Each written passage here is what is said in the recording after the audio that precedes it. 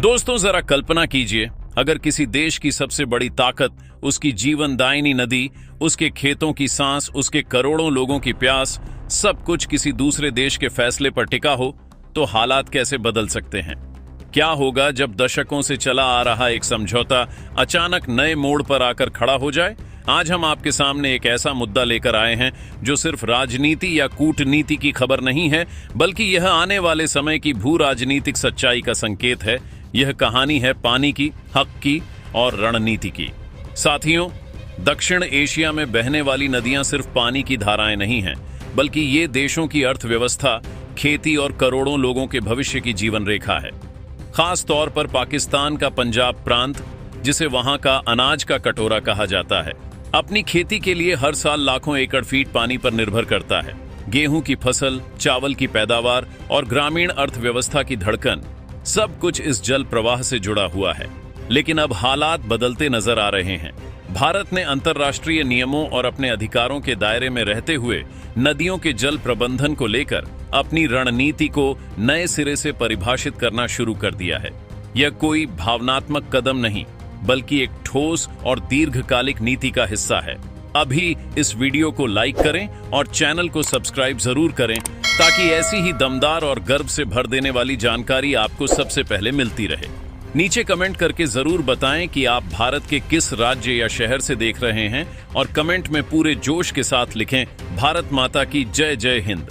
दोस्तों, आपको याद होगा कि 1960 में भारत और पाकिस्तान के बीच इंडस वाटर्स ट्रीटी पर हस्ताक्षर हुए थे। इस समझौते के तहत दोनों देशों के बीच सिंधु प्रणाली की नदियों के जल का बंटवारा तय हुआ।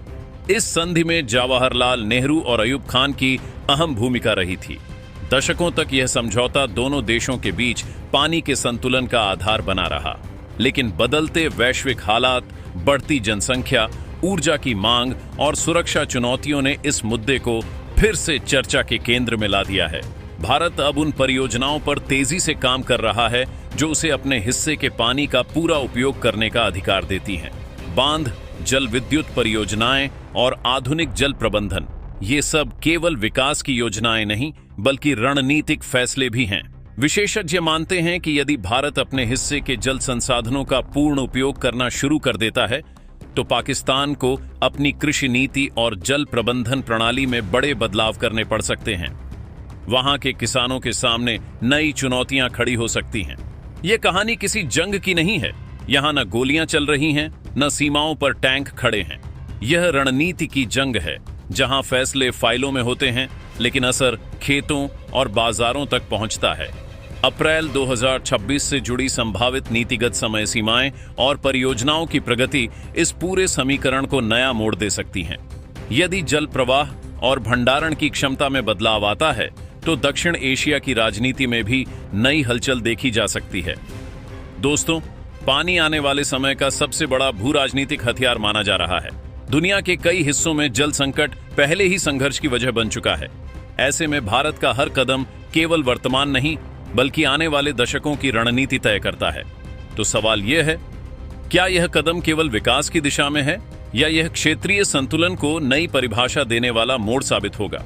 यह मुद्दा भावनाओं से ज्यादा तथ्यों और रणनीति का है।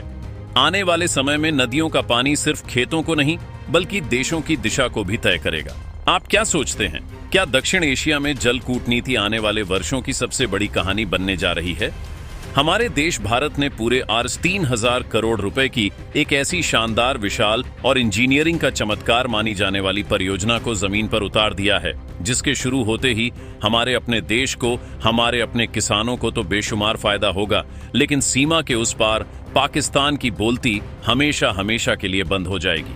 इस विशाल और ऐतिहासिक परियोजना से हमारे भारत को कुल मिलाकर 206 मेगावाट की शानदार और प्रदूषण मुक्त बिजली मिलेगी, जिससे हमारे कई शहरों और गांवों के घर रोशन होंगे। और सबसे बड़ी बात, हमारे अपने भारतीय किसानों की 32,000 हेक्टेयर से भी ज्यादा सूखी और प्यासी जमीन पर शानदार सिंचाई का एक ऐसा रास्ता खुलेगा जो उनके खेतों को हमेशा के लिए हरा भरा कर देगा। जरा अपने दिमाग पर जोर डालिए और सोचिए कि जो कीमती पानी असल में हमारे देश का था, जिस पर हमारे किसानों का कानूनी और नैतिक अधिकार था, वो पानी अब तक सरहद पार जाकर हमारे दुश्मनों की तिजोरियां भर रहा था। लेकिन अब वक्त का पहिया घूम चुका है और वही पानी अब हमारे अपने देश के खेतों में सोने जैसी फसलें पैदा करेगा।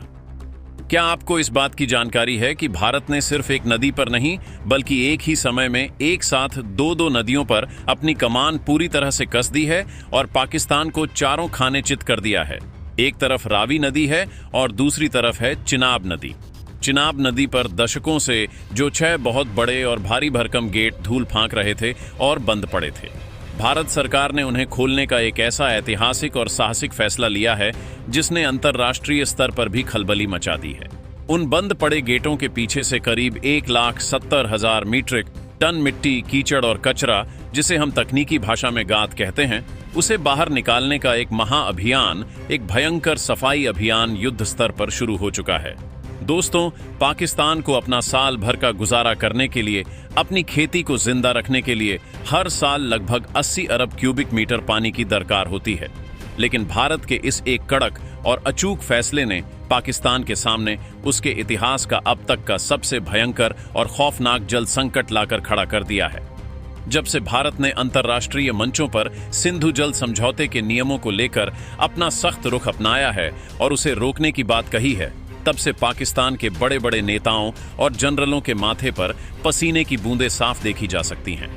इसी पानी से वहां के किसान अपना पेट पालते हैं, अपने खेतों में गेहूं और चावल उगाते हैं और इसी के दम पर पाकिस्तान की डगमगाती हुई अर्थव्यवस्था किसी तरह सांस ले पा रही है। लेकिन अब भारत ने इसी मुफ्त के पानी पर पूरी तरह से एक लोहे की दीवार खड़ी कर दी है। जी हां, आपने बिल्कुल सही सुना है। भारत ने एक ऐसा मास्टर स्ट्रोक खेला है कि अप्रैल के महीने से पूरा का पूरा खेल, पूरी की पूरी बाजी हमेशा के लिए पलटने वाली है। हमारे देश भारत ने पूरे 3,000 करोड़ की एक ऐसी शानदार, विशाल और इंजीनियरिंग का चमत्कार मानी जाने वाली परियोजना को जमीन पर उतार दिया है, जिसके शुरू होते ही हमारे अपने देश को, हमारे अपने किसानों को तो बेशुमार फायदा होगा, लेकिन सीमा के उस पार पाकिस्तान की बोलती हमेशा हमेशा के लिए बंद हो जाएगी। इस विशाल और ऐतिहासिक परियोजना से हमारे भारत को कुल मिलाकर 206 मेगावाट की शानदार और प्रदूषण मुक्त बिजली मिलेगी, जिससे हमारे कई शहरों और गांवों के घर रोशन होंगे। और सबसे बड़ी बात, हमारे अपने भारतीय किसानों की 32,000 हेक्टेयर से भी ज्यादा सूखी और प्यासी जमीन पर शानदार सिंचाई का एक ऐसा रास्ता खुलेगा जो उनके खेतों को हमेशा के लिए हरा भरा कर देगा। जरा अपने दिमाग पर जोर डालिए और सोचिए कि जो कीमती पानी असल में हमारे देश का था, जिस पर हमारे किसानों का कानूनी और नैतिक अधिकार था, वह पानी अब तक सरहद पार जाकर हमारे दुश्मनों की तिजोरियां भर रहा था। लेकिन भारत के इस एक कड़क और अचूक फैसले ने पाकिस्तान के सामने उसके इतिहास का अब तक का सबसे भयंकर और खौफनाक जल संकट लाकर खड़ा कर दिया है। चलिए सबसे पहले हम उस खास और सबसे बड़ी परियोजना को पूरी गहराई से समझते हैं, जिसने पाकिस्तान के हुक्मरानों, वहां की सेना और वहां के बड़े बड़े अधिकारियों की रातों की नींदें उड़ा कर रख दी हैं। पंजाब के पठानकोट जिले में, जहां हमारे दो प्यारे राज्य पंजाब और जम्मू कश्मीर की सीमा आपस में गले मिलती है, वहां रावी नदी की तेज धार पर शाहपुर कंडी बांध परियोजना अपने बिल्कुल अंतिम पड़ाव पर एक विशाल पहाड़ की तरह शान से खड़ी है। ऐसा बताया जा रहा है कि 31 मार्च 2026 तक यह विशाल और गगनचुंबी बांध पूरी तरह से 100% बनकर तैयार हो जाएगा और फिर अप्रैल के महीने से जैसे ही गर्मियां दस्तक देंगी, इसका सीधा भयंकर और रुला देने वाला असर पाकिस्तान को अपनी रग रग में महसूस होने लगेगा। दोस्तों, इस पूरी बात को और भी अच्छे से, बिल्कुल जड़ से समझने के लिए हमें थोड़ा सा समय के पहिए को पीछे घुमाना होगा और अतीत में जाना होगा। ये बात है साल 1960 की। उस समय पूरी दुनिया के सामने भारत और पाकिस्तान के बीच विश्व बैंक की मध्यस्थता और मदद से एक बहुत ही अहम समझौता हुआ था, जिसे इतिहास में सिंधु जल समझौता कहा जाता है। इस समझौते के पन्नों में यह बात बिल्कुल साफ और स्पष्ट तौर पर तय हुई थी कि कुल 6 नदियों में से पूरब की तरफ बहने वाली 3 नदियां, रावी, ब्यास और सतलुज, उनका पूरा का पूरा पानी सिर्फ और सिर्फ भारत के अधिकार क्षेत्र में आता है। भारत इन तीनों नदियों के पानी का एक एक कतरा अपनी सिंचाई के लिए, अपने